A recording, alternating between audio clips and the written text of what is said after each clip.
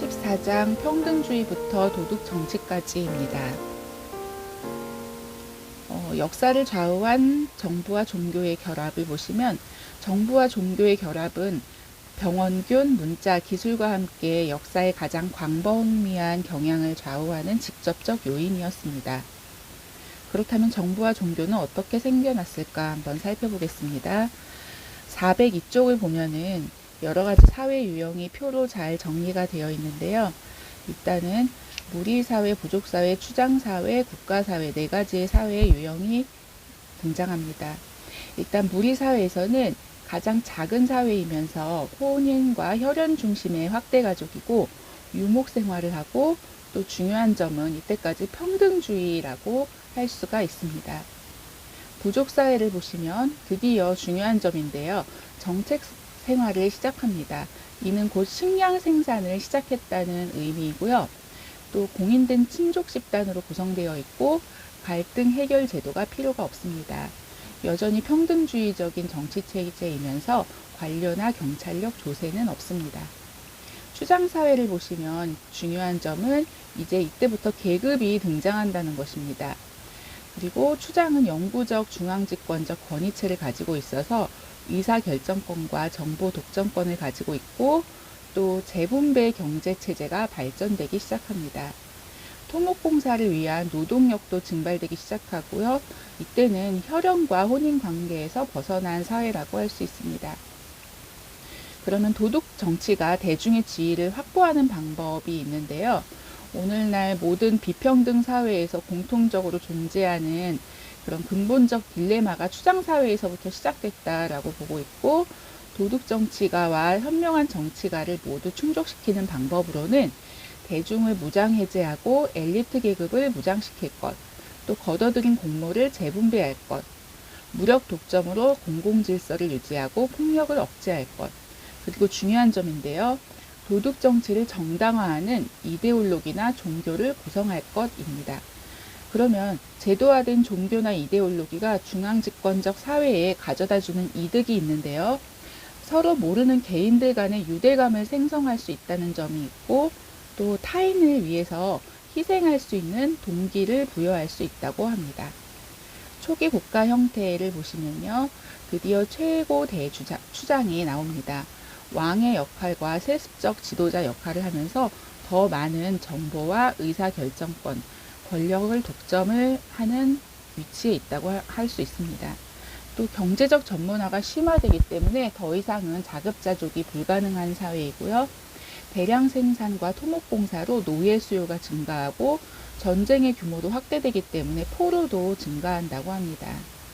이 사회는 더 이상 혈연 중심의 사회가 아닌 정치적 계열 및 세력 중심으로 조직되어 있고 하나의 민족이 아닌 여러 개의 민족으로 구성이 되어 있습니다.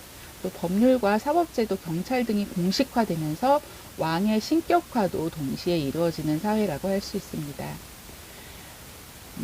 좀 넘어가서요. 국가 기원 문제에 대한 이론을 보시면 이제 아리스토텔레스, 장자크 루소 이렇게 국가의 기원에 대해서 뭐 국가는 자연스러운 상태이다. 사회적 계약에 의해 형성되었다. 이런 이야기가 있었지만 보편 타당성이 부족하기 때문에 조밀한 대규모 인구 발생 배경부터 상기해야 합니다.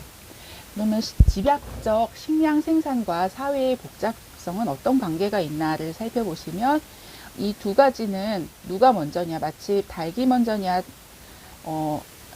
계란이 먼저냐 이런 좀 논란이 있는데요. 이 두 가지는 서로 자가 촉매하는 관계이기 때문에 서로가 서로를 자극하는 관계이고 식량 생산이 잘 이루어지면 잉여 식량을 비축할 수가 있고 또 경제적 전문화와 사회적 계층화가 가능해진다고 합니다. 그래서 식량 생산은 정주영 생활을 할 수밖에 없게 하고요. 대규모 사회가 복잡해지고 또 중앙 집권화가 될 수밖에 없는 이유는 사회 구성원들의 증가와 갈등의 문제가 있고 또 효과적인 의사결정을 위해 조직화와 중앙 집권화가 필요합니다. 호혜적 경제체제뿐 아니라 재분배적 경제체제가 필요하고 또 높은 인구의 밀도 문제 등이 있습니다. 그리고 외부 세력에 의해 융합이나 합병되는 소규모 사회를 보시면 사회 융합 방식은 합병되는 방식이 있고 또 정복되는 방식이 있습니다. 체로키 연맹 같은 경우는 이제 백인들의 위협으로부터 여러 가지 부족이 융합된 사회라고 할 수 있고요. 또 이제 줄루족이 등장을 하는데요. 딩기스와요라는 추장의 정복에 의해서 중앙 집권적 권력 구조를 갖춘 정복에 의한 사례라고 할 수가 있습니다. 그러면 정복의 궁극적 요인과 직접적 요인을 보시면요. 인구 밀도가 낮은 곳에서 패배한 집단의 생존자들은 멀리 도망을 갈 수가 있었지만은 인구 밀도가 높은 곳에서 도망가지 못한 패배자들은 노예로 이용당하고 또 공물을 바치게 하고 이렇게 해서 식량 생산과 각 사회 사이의 경쟁을 확산하는 게 바로 정복의 궁극적 요인이라고 할 수 있고 언제나 중요한 요소는 조밀한 대규모 인구와 정주영 생활이다라고 할 수가 있습니다. 이제 15장 대륙 간 불균형 이론과 원주민들이 낙후된 원인입니다. 15장부터는 4부입니다. 대륙 간 불균형 이론 증명하는 오스트레일리아를 보시면 인간 사회의 대륙 간 불균형에 대한 이론을 검증하는 결정적 판단 기준을 오스트레일리아로 삼을 수 있다라고 할 수 있고요. 그쪽에 지도가 나오는데요. 지도에 보시면 470쪽입니다. 거기에 보면은 홍적세 때의 육지 경계선이 나옵니다. 중간에 토로스 해협이 조금 중요한 부분인데요. 이 부분에 대한 이야기를 좀 기억하면서 살펴보겠습니다. 오스트레일리아와 뉴기니는 환경적 차이점이 있습니다. 오스트레일리아는 온대이면서 낮고 평평한 지형이고 또 가장 건조하고 흐르지 못하는 강이 있고 사막과 건조한 산림지대와 척박한 토양을 가지고 있다면 뉴기니는 적도이면서 산이 많고 험한 지형이고 또 가장 다습하고 영구적인 큰 강이 있고 빽빽한 강우림이 있고 비옥한 토양을 가지고 있습니다. 이렇게 두 원주민은 크게 다른 환경에서 오랫동안 격리된 상태를 유지해 왔고요. 뉴기니의 식물작물화를 보시면 식물작물화가 독립적으로 시작된 중심지가 바로 뉴기니입니다. 고지대 농업이 발달함에 따라 수천 년 대규모 인구 폭발이 일어났을 것으로 보고 있고요. 해안이나 강가에 사는 저지대인들은 그러면 어떻게 살았느냐? 이 사람들은 어류에 크게 의존을 했습니다. 인구 밀도가 낮은 건조 지역의 저지인들은 화전 농업과 수렵 채집 생활을 했다고 합니다. 그런데 생태적 지리적 저해 요인도 가지고 있습니다.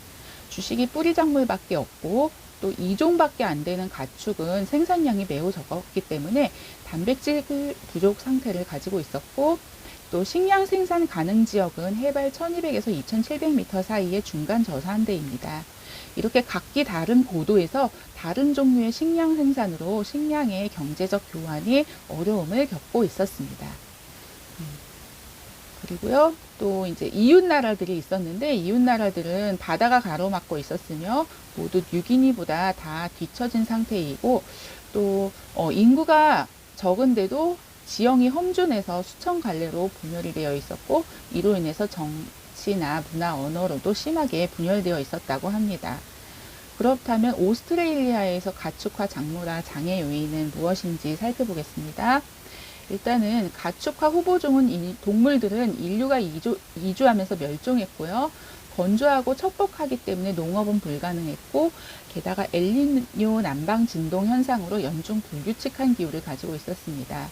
작물화할 수 있는 야생 식물이 희박했고 또 유랑 생활과 수렵 채집 생활 등으로 이를 극복하기도 했습니다. 또 식량 생산을 대신해서 활용하는 부직갱이 농업을 활용하기도 하였습니다. 그러면 고립성과 인구 규모가 오스트레일리아의 기술 퇴보에 미친 영향을 보시면 일단 수렵 채집민으로 남아 있었기 때문에 금속, 문자, 정치적으로 복잡한 사회가 탄생되지는 못했습니다. 환경적 요인으로 인해서 인구수는 적었고요. 인구수가 적다는 것은 잠재적 발명가의 수도 적고 또 그래서 발명품을 실험하려는 사회의 수도 적었습니다. 또 각각의 섬은 서로 거리가 멀어서 상호작용이 뜸했습니다. 태즈메니아인들이 나오는데요. 근대 세계 모든 민족을 통틀어서 가장 단순한 물질 문화를 갖고 있는 민족이라고 할 수 있습니다. 고립으로 인한 여러 가지 기술의 퇴행 현상을 가지고 있었고요. 그래서 여기서 중요한 이야기가 나옵니다. 고립성과 인구 규모는 기술의 발전 및 유지를 저해한다는 것입니다. 그리고 쭉 넘어가서요. 뉴기니 문물이 오스트레일리아에 전해지지 않았던 이유는 토러스 해협의 여러 섬들 사이에서 뉴기니에서 가장 가까운 순서대로 먼저 교역이 이루어집니다. 그래서 뉴기니 사회의 문화는 이런 섬들을 거치는 동안에 상당히 약화되었고, 또 원주민들에게 전해질 때쯤에는 이미 본래의 뉴기니 사회와는 판이하게 다른 형태로 변질되었다고 합니다. 정말 중요한 이야기가 또 나옵니다. 유럽인들은 말라리아를 비롯한 열대성 질병에 감염됐는데, 그럼 왜 뉴기니인들은 유라시아 병영균에 쓰러지지 않았나? 이제 그 얘기가 나오는데요. 뉴기니에는 1880년대부터 유럽인들의 이제 영구적 정착촌이 그때부터 시작이 되었고, 그때는 이미 공중위생학이 발전되었기 때문에 병원균은 얼마든지 극복할 수가 있었고요. 뉴기니에는 유럽의 농작물, 가축, 식생활에 적합한 환경이나 기후를 가진 지역이 없었습니다. 그리고 오스트레일리아가 원주민들이 유럽인들의 식민지가 된 근본적 이유는 유럽의 총균세가 원주민들을 제거하는 데 큰 몫을 담당했다고 합니다. 오스트레일리아가 유럽인들의 식량 생산 및 정착에는 적합한 그런 지역을 가지고 있었고, 기후를 가지고 있었고요. 또 뉴기니와 달리 유럽인들을 물리칠 만한 심각한 질병은 없었습니다. 그래서 영국의 백인 이주민들이 오스트레일리아에서 문명화된 민주주의 사회를 만든 것이다라고 하지만 사실은 그것이 아니고 그저 외부에서 가지고 들어왔을 뿐이고요. 오스트레일리아 원주민들은 환경적 특징으로 그러한 사회를 만들지 못했을 뿐입니다.